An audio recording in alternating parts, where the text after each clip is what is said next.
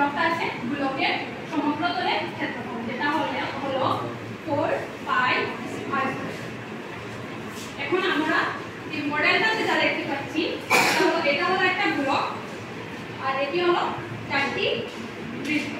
যদি আমরা এই ব্লকটাকে একটা সুতার সাহায্যে পুরো কমপ্লিট করি তাহলে যে সুতার যে দৈর্ঘ্যটা বের হবে সেটা দিয়ে আমরা এই চারটা বৃত্তকে কমপ্লিট করতে পারব। যার মাধ্যমে আমরা বুঝতে পারি যে একটা ব্লকের সমগ্র ক্ষেত্রফল চারটা বৃত্তের ক্ষেত্রফলের সমান, যা আমরা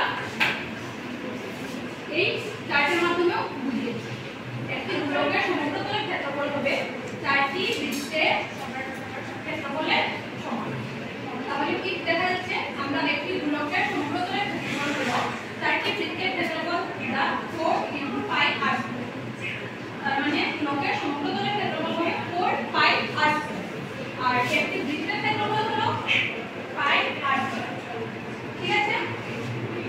আর একটি ব্লকের আয়তন হবে 4/3 পাই r³ তাহলে আমরা কি দেখলাম একটি এক তল বিশিষ্ট ঘনবস্তু যেটি হলো ব্লক আর দ্বিমাত্রিক যে চিত্রটা ব্লকের সেটা হলো বৃত্ত।